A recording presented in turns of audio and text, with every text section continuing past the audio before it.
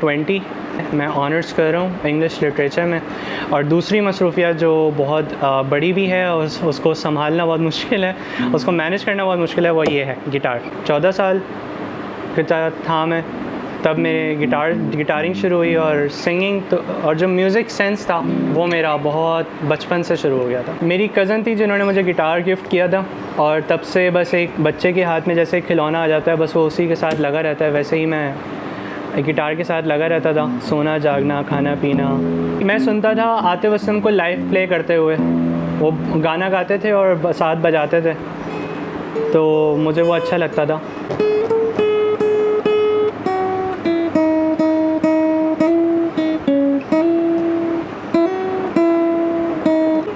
मेरे जो टीचर हैं जवाद हाशमी उनका नाम है, और वो डायरेक्ट स्टूडेंट हैं अदनान आफाक के, ग्रेटेस्ट गिटारिस्ट हमारे पाकिस्तान के, और अब मैं उनसे सीख रहा हूँ। अचानक ही हुआ था इसका रेटिना। ये 4th क्लास में था, CA मॉडल स्कूल में पढ़ता था एयरपोर्ट पे माशाल्लाह। और अचानक रात को मैं इसको पढ़ा रही थी, सुबह इसका टेस्ट था, तो अचानक मुझे कहने लगा कि अम्मी मुझे राइट आई से नज़र नहीं आ रहा है।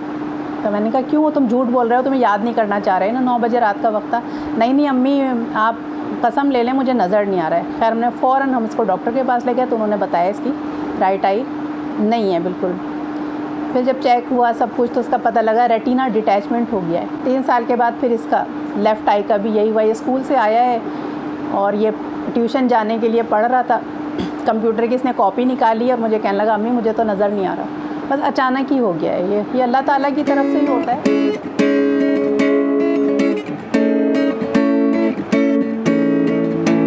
दूर जितना भी तुम मुझसे पास तेरे में, अब तो आदत सी है मुझको ऐसे जीने में, जिंदगी से कोई शिकवा भी नहीं है। अब तो जिंदा हूँ मैं इस नीले आसमां में।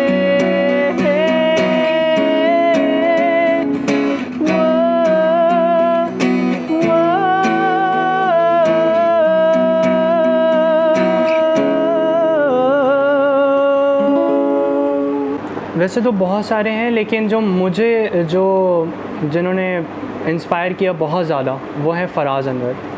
और मेरा ड्रीम है कि वन डे मैं उनके काबिल हो जाऊँ और मैं उनके साथ काम करूँ, और वो मुझे सिखाएं और मुझे अपने साथ काम करने की इजाज़त दें। फ्यूचर प्लान्स मेरे बहुत सिंपल से हैं कि मुझे मास्टर्स करना है और भी आगे फर्दर पढ़ना है लिटरेचर में, और इसी के साथ साथ अपनी कुछ कंपोजिशंस हैं जो मुझे करूँगा इन फ्यूचर। जब इंसान में म्यूज़िक सेंस आ जाता है तो वो फिर इंस्ट्रूमेंट उसके लिए एक टूल बन जाता है, वो एक इंस्ट्रूमेंट बन जाता है उसके लिए, तो फिर वो उसको बजाना शुरू कर देता है। मिसाल के तौर पर मेरे हाथ में बहुत अर्सा पहले माउथ ऑर्गन आया था, सिर्फ मुझे आधा घंटा लगा उसको समझने में, उसके बाद मैंने उस पर टाइटैनिक की और ट्यून बना के बजा दी।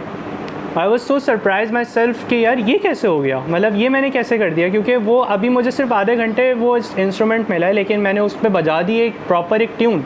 ये फ़र्क नहीं पड़ता कि आप गिटारिस्ट हैं या फिर आप बेसिकली म्यूजिशियन होना चाहिए, आपका दिमाग जो है वो उसमें म्यूज़िक होना चाहिए, आपका म्यूज़िक आपके अंदर सेंस होना चाहिए। उसके बाद अगर आप कंपोज़र भी हैं तो आप अपनी चीज़ें कंपोज़ भी कर सकते हैं। I think her composer, her musician की जो कहानी है वो इसी तरह की होती है कि वो सबसे पहले साउंड से इंस्पायर होता है। क्लासमेट्स मुझे बहुत ज़्यादा सुनते हैं और कोशिश करते हैं कि अगर मैं 1 हफ़्ता 1.5 हफ़्ता कुछ ना भेजूं रिकॉर्ड करके, तो वो बोलते हैं भाई कि आप क्या हो गया, कुछ आ नहीं रहा।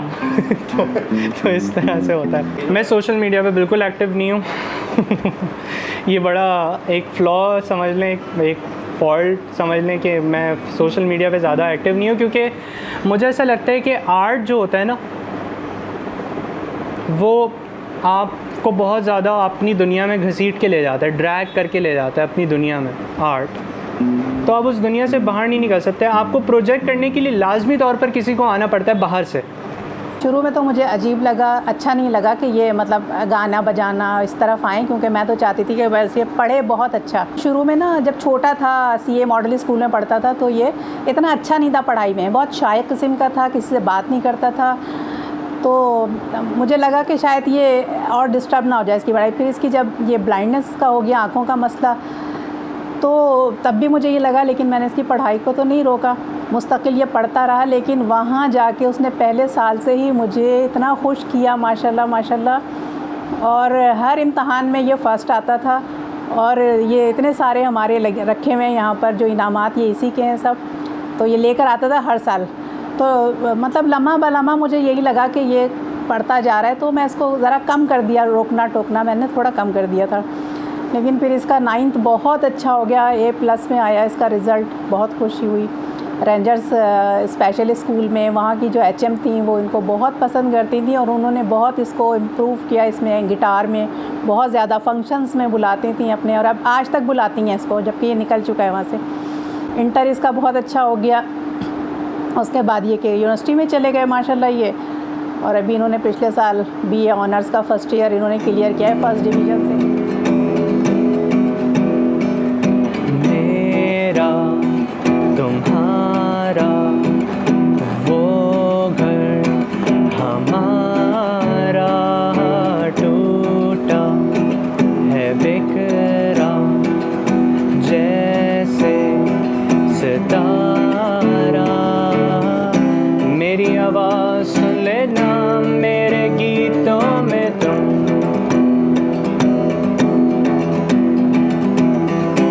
वो अल्फाज़ सुन लेना जो हो जाते थे गुम। मेरा प्यार तुम ही हो, तुम ही तो हो जाना, मेरे साथ तुम ही हो, तुम ही तो हो भुलाना ना। बहुत महंगा शौक है बहुत महंगा शौक, बहुत महंगा शौक है। मुझे बहुत बड़ा अफसोस होता है कि पाकिस्तान में इंस्ट्रूमेंट्स और टीचिंग और इस तरह की चीज़ें जो करना चाहते हैं, आर्ट्स जो करना चाहते हैं, वो बहुत ज़्यादा उनको बहुत ज़्यादा सफ़र करना पड़ता है। बहुत सारे म्यूज़िशंस जो हैं वो आजकल, मुझे न्यूज़ मिलती है कि बहुत सारे म्यूज़िशंस जो हैं वो ठेले तक लगा लेते हैं ताकि उनके पास कुछ पैसे आए, ताकि वो अपनी स्ट्रिंग्स तो ख़रीद सकें गिटार्स की। वो इतनी महंगी होती हैं गिटार्स। आप देखें, इलेक्ट्रिकल गिटार अगर कोई बच्चा बजाना चाहता है तो उसको तो सबसे पहले अपने दिमाग में ये रखना होगा, भाई मुझे कम से कम 50,000 तो वो रखने। अब उम्र क्या होती है? उम्र 30 साल नहीं होती गिटार सीखने की, उम्र 40 साल नहीं होती, उम्र होती है यही बचपन की 14 साल 13 साल। इसमें आपका दिमाग जो है वो ग्रो कर रहा होता है, आप बहुत सारी चीज़ें अपने दिमाग में बना सकते हो और बेहतर तरीके से समझ सकते हो, उस तरह से आप ग्रो कर जाते हो। लेकिन उस वक्त आपकी अवेलेबिलिटी नहीं होती, तो फिर वो इसी तरीके से, इसी वजह से शायद बहुत सारे म्यूज़िशियंस हम खो भी देते हैं, बहुत सारे आर्टिस्ट हम खो देते हैं। मेरा प्रॉब्लम ये है कि नापा या फिर आर्ट्स काउंसिल इस तरह के जो इदारे हैं वो ज़्यादा वेस्टर्न को ज़्यादा प्रमोट उस तरह से नहीं देखते, वो ज़्यादा ईस्टर्न उनका दिमाग होता है, उस ईस्टर्न उनका ध्यान होता है कि ईस्टर्न क्लासिकल म्यूज़िक आपको आना चाहिए। जबकि मेरा जो शौक़ है और बहुत सारे जो गिटार प्लेयर्स होते हैं वो अक्सर पॉल गिलबर्ट को देख रहे होते हैं या फिर इंगवे मामस्टीन को देख रहे होते हैं, वो बजाते हुए देख रहे होते हैं, तो वो वेस्टर्न गिटारिस्ट को देख रहे होते हैं। जबकि यहाँ पे जो नापा है या फिर कोई भी इंस्टीट्यूट है वो इस तरह से वेस्टर्न म्यूज़िक को जो है वो इतना सिखाने के लिए रेडी नहीं होता इतनी डेप्थ में। सब्र और शुक्र इसमें कूट के अल्लाह ताला ने भर दिया था। शायद इसकी आँखों की वजह से अल्लाह ताला ने ये किया, क्योंकि ये मुझे भी हौसला देता था। अगर मैं कभी रोती थी तो ये मुझे आके कहता था, मतलब आपको परेशानी क्या है, आप मुझे देखें, मेरे हाथ पाँव सलामत हैं, बिल्कुल ठीक हूँ, मैं तो आपके सामने खड़ा हुआ हूँ, तो मतलब मुझ में क्या, अगर अल्लाह ने कमी ले ली है तो आप रोती क्यों, आप परेशान क्यों होती हैं? तो मैं कहती थी नहीं बेटा ऐसे। ये जब 10 साल का था तब ये मुझे बहुत इसने दिया, मतलब आज तक ये मुझे करता है। अगर मैं ज़रा सा भी रोती हूँ तो ये मुझे फ़ौरन कहता है कि क्यों रो रही हैं, मतलब मुझ में कोई कमी नहीं है। और मैं बताऊंगा लोगों को ये बात कि मुझ में कोई कमी नहीं है और मैं अपनी अम्मा का ख्वाब पूरा करके दिखाऊंगा सबको।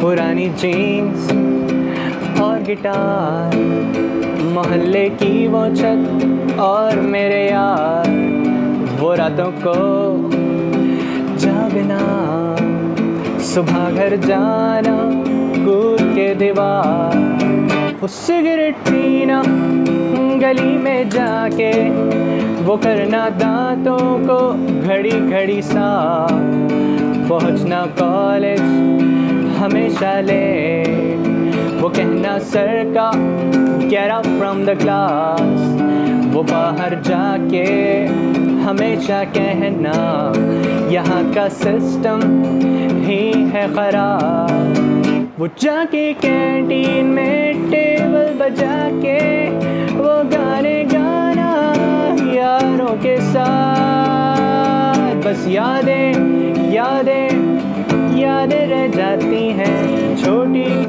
छोटी बातें रह जाती हैं, बस यादें। सोसाइटी की क्या बात कर रहे हैं आप, ये तो बहुत छोटी बात कर दी, गवर्नमेंट लेवल पे नहीं है। जो नादरा है फराज अनवर बताते हैं कि जब नादरा नहीं था तो उनके कहीं पासपोर्ट पे कंपोज़र लिखा हुआ था, लेकिन अब जब नादरा आया, जब से नादरा आया तब से वो गायब हो चुका है सब कुछ। और अब अगर आप एक म्यूज़िशियन हैं या फिर आप एक सिंगर हैं, आप सिर्फ एक सिंगर रहते हुए आप बैंक अकाउंट नहीं खोल सकते, ठीक है, अपना कोई डॉक्यूमेंट्स नहीं बनवा सकते, ठीक है ना। और मैं नाम लेना चाहूँगा कि हम जो है वो प्राइड ऑफ परफॉर्मेंस देते हैं महविश हयात, आतिफ असलम, इन जैसे लोगों को, लेकिन आप इनकी एक छोटी सी प्रॉब्लम कि ये अपने नाम से कि मैं आर्टिस्ट हूँ, मैं म्यूज़िशियन हूँ, मैं सिंगर हूँ, क्या मैं ये बैंक अकाउंट खोल सकता हूँ? नहीं खोल सकता। इतना शेमफुल है ये हमारे लिए कि हम प्राइड ऑफ परफॉर्मेंस दे रहे हैं, लेकिन मसला ये है कि हम उनको बैंक अकाउंट उनके नाम से खोलने की इजाज़त नहीं दे रहे। प्रोफेशन मानने की बहुत दूर की बात है, हम इसको एक्सेप्ट ही कर लें, बहुत बड़ी बात है शायद हमारे लिए। बहुत अफसोस होता है कि इस तरह के मामलात हमें देखने पड़ते हैं। अगर कोई बंदा मशहूर नहीं होता जब तक, कि मिसाल के तौर पर अगर कोई कोक स्टूडियो नहीं कर रहा, एक स्टैंडर्ड है ना हमारे यहाँ कि कोक स्टूडियो अगर आपने नहीं किया तो इसका मतलब है आप कुछ भी नहीं है फ़िलहाल। तो जब तक वो नहीं करा, चाहे वो जितना भी टैलेंटेड हो, लेकिन वो उसकी रिकग्निशन ही नहीं, उसकी एक्सेप्टेंस ही नहीं है। बहुत सारे मसले मसाइल हैं म्यूज़िशियन को, बल्कि आर्टिस्ट। आप म्यूज़िशियंस को छोड़ दें, जो बच्चा आर्ट्स लेता है अपनी मर्ज़ी से, उसके लिए क्या कहा जाता है कि यार तुम ना गलत सोबतों में बैठ रहे हो, आपके नंबर कम आए होंगे। मैंने मैट्रिक जो है वो A1 ग्रेड से पास किया था, लेकिन फिर भी मैंने अपने मर्ज़ी से आर्ट्स लिया। तो मुझे बहुत सारे लोगों ने कहा भाई आप कंप्यूटर साइंसेस ले सकते थे, आप बहुत कुछ ले सकते थे, आपने ये क्यों लिया? मैंने कहा क्यों लूँ मैं, मुझे शौक़ ही नहीं है। मुझे शौक़ तो आर्ट्स का है, मुझे शौक़ लिटरेचर का है, मुझे शौक़ जो है वो आर्ट्स का है, तो मैं क्यों लूँ कंप्यूटर में, क्यों घुसूँगा ज़बरदस्ती। तो ये बड़ा मसला होता है, लोगों की तरफ से जजमेंटल हो जाते हैं बहुत सारे लोग कि शायद नंबर कम आए होंगे या फिर माहौल सही नहीं है, उठना बैठना सही नहीं है। ये बड़ा मसला होता है, एक्सेप्टेंस नहीं है आर्टिस्ट की, अफसोस होता है। उम्मीद करती हूँ कि आपको इंटरव्यू भी पसंद आया हो। अपना फीडबैक और कमेंट्स ज़रूर शेयर कीजिए। देखते रहिए मेरे लोग।